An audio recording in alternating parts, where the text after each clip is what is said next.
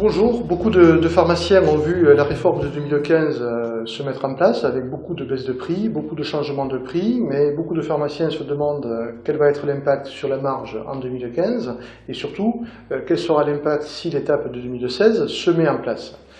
Donc déjà, il faut bien comprendre comment est constituée notre marge. En 2014, on avait un forfait à la boîte de 53 centimes qui était inclus dans la marge des médicaments, une première tranche jusqu'à 22,90 qui était à 26,1%, une seconde tranche de 22,90 à 150 € qui était à 10%, et une troisième au-delà de 150 € qui était à 6%.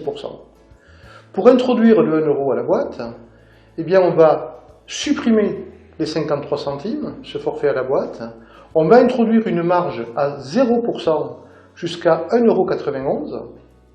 La première tranche, donc, qui était à 26,10, va passer à 25,5, mais elle ne démarrera qu'à 1,91 € pour aller à 22,90. La seconde tranche va passer de 10 à 8,5. La troisième tranche reste à 6%, mais elle est bloquée à 0% au-delà de 1 500 €. Donc on voit que pour mettre ce 1 € à la boîte, il a fallu créer deux tranches à 0% jusqu'à 1,91 € et au-delà de 1 500 €, éliminer le forfait à la boîte et baisser la première et la deuxième tranche. Quelle est la conséquence sur le prix des médicaments? Avec l'étape de 2015, où le forfait n'est que de 80 centimes, tous les médicaments qui ont un prix fabricant inférieur à 10 € verront leur marge augmenter.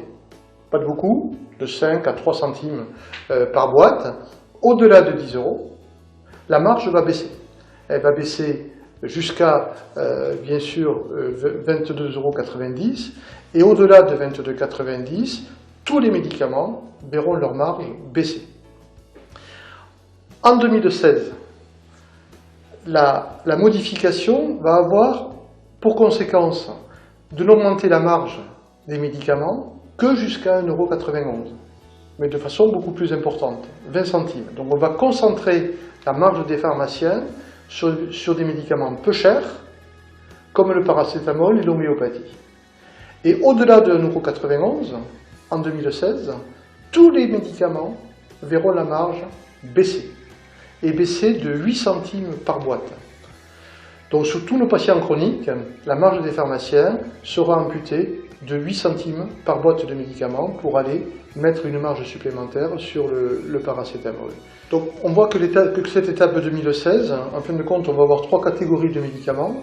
Ceux qui sont compris entre 0 et 1,91 € de prix fabricant, qui verront leur marge augmenter. De 1,91 € à 10 €, la marge a augmenté en 2015, mais elle va baisser en 2016 en raison de la perte de 8 centimes. Et ceux qui étaient au-delà de 10 € avaient déjà baissé de marge, mais la baisse de marge va s'aggraver de 8 centimes supplémentaires. Donc on voit bien que cette étape n'est pas une étape que l'on souhaite aujourd'hui voir arriver. Et pourquoi ça va se passer comme ça? Tout simplement parce qu'on augmente la première partie de la marge à 0%, qui était jusqu'à 0,82, va passer à 0% jusqu'à 1,91 €, donc on va perdre 28 centimes.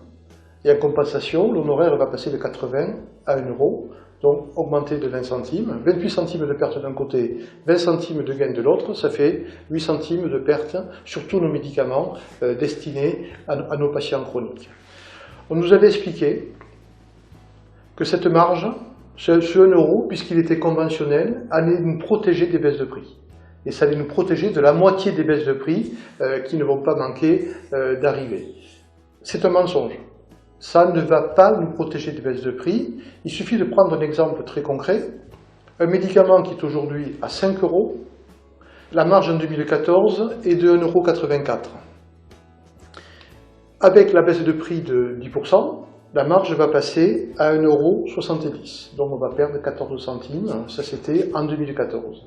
Si on se projette en 2015, la marge de ce même médicament est à 1,87 € et elle va perdre 13 centimes et passer à 1,74 €. Le 1,74 € inclut bien sûr le 80 centimes d'honoraire à la boîte.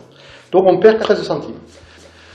Sur la marge de 2016, ce même médicament aurait une marge de 1,79 € et avec une baisse de prix de 10%, on aura une marge qui va passer à 1,66 €. Donc il va perdre également 13 centimes. Et dans le 1,66 €, on inclut, bien sûr, le 1 € d'honoraires par boîte. Ce qui veut dire que ce système, contrairement à ce qui a été affirmé, ne nous protège pas des baisses de prix, puisqu'on voit bien que l'on perd exactement la même somme. On prend un exemple concret. Le pantoprazole, avec la marge de 2014, avec cette baisse, la profession a perdu 5,5 millions. Avec la marge de 2015, la profession perdra 5,4 millions. Et si on le fait avec la marge de 2016, la profession perdra 6,4 millions.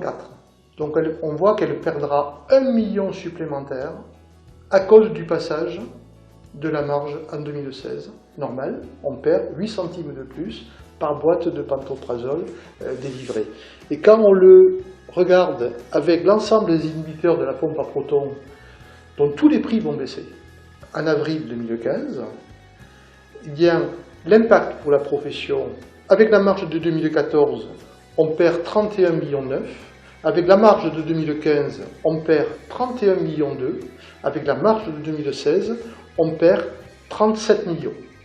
Donc on voit bien que cette étape de 2016 n'est pas une étape qui nous protège des baisses de prix. Au contraire, elle permet au pouvoir public de récupérer de la marge sur le dos des pharmaciens sans même avoir à baisser le prix industriel. Pour cette étape de 2016, il ne faut surtout pas qu'elle arrive. On voit bien que cet honoraire est un véritable honoraire en trompe-l'œil. Premièrement, c'est un honoraire à la boîte, lié à une marchandise. Bon, ce n'est pas un honoraire de dispensation, ça n'a pas de sens. Deuxièmement, il n'est pas inclus dans la marge. Donc, n'étant pas inclus dans la marge, avec la disparition de la vignette, il devient l'objet aujourd'hui d'une concurrence entre pharmaciens, puisque certains pharmaciens ont décidé de ne pas demander cet honoraire, et les patients ne vont pas comprendre d'ailleurs pourquoi le prix officiel du médicament est à 2 € et que le pharmacien demande 2,80 € au patient, ou demandera 3 € en 2016, avec une affiche qui indiquera que le pharmacien peut prendre 1 € par boîte de médicaments. Ça va entraîner des discussions et de la justification au comptoir qui va faire de notre métier, au lieu d'en faire un professionnel de santé, va nous faire ramener un rôle de commerçant qui va négocier sa marge au comptoir avec les patients. Donc ce n'est pas un effet protecteur, ça ne nous protège pas des baisses de prix. Et comme celui qui a signé s'est engagé pour 3 ans, et que l'on a en même temps un programme de baisse de prix de 3,5 milliards sur les médicaments sur 3 ans, eh bien ça enferme la profession pour ne pas pouvoir contester les baisses de prix et l'impact sur les marges, puisque un avenant conventionnel a été signé pour la même période. Donc ça enferme la profession dans une situation d'acceptation des baisses de prix. Alors comment on fait pour s'en sortir? Qu'est-ce que l'on peut faire et quelles sont les propositions de l'USPO?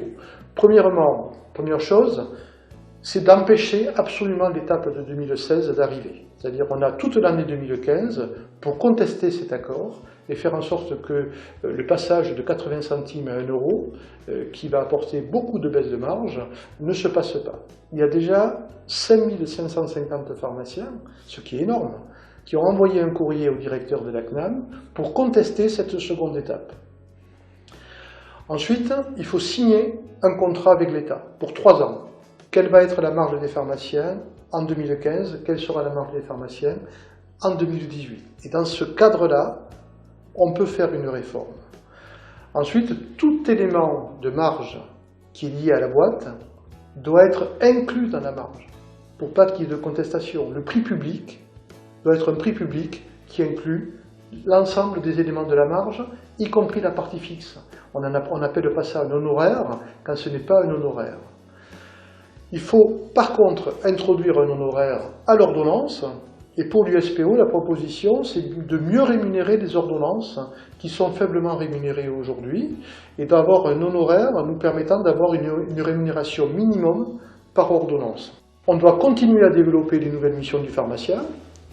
On a commencé par les AVK, l'asthme, le diabète, les traitements substitutifs aux opiacés, les services à la personne, les personnes âgées. On doit être sans arrêt sur une évolution de ces nouveaux services et une évolution de ces nouvelles missions. Les médicaments conseils sans prescription médicale doivent s'insérer dans un parcours de soins. On est en train de travailler et de faire une proposition dans la loi santé dans ce sens. Et puis, il faut aussi qu'on soit en capacité de mieux négocier avec nos fournisseurs. Quand la période est difficile, eh bien, la capacité de négociation est un élément permettant également de maintenir l'économie des officines. Donc, l'USPO vous demande de vous mobiliser pour empêcher l'étape de 2016 d'arriver. Vous avez vu, et maintenant vous pouvez vous faire vous-même votre propre opinion, que cette étape non seulement n'apportera rien à la profession, mais la mettra en danger. Et il ne faut pas que cet honoraire puisse faire l'objet d'une discussion entre un patient et un professionnel de santé. Eh bien, on a exposé la profession à ce risque aujourd'hui, et donc il faut vite sortir de l'impasse. La profession doit aujourd'hui envoyer ce message au directeur de l'UNCAM et à l'ensemble du gouvernement. Merci pour votre attention.